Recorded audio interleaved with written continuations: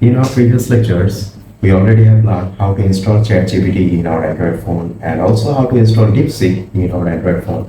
But there are another more AI chatbot which is being used by many users, which is Gemini, previously known as Bard by Google.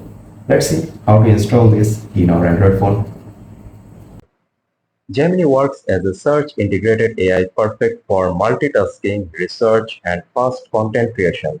First of all, we will learn how to install Gemini in our Android phone.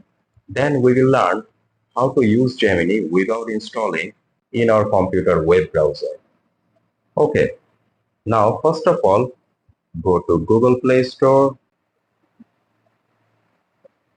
Now in here we need to search this Gemini. Here we go. Click install. Now press open. It will open our Gemini interface.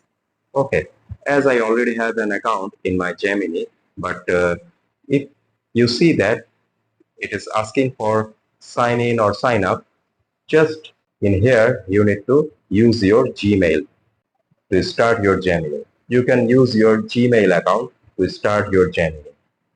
So this is the way how to install Gemini in our Android.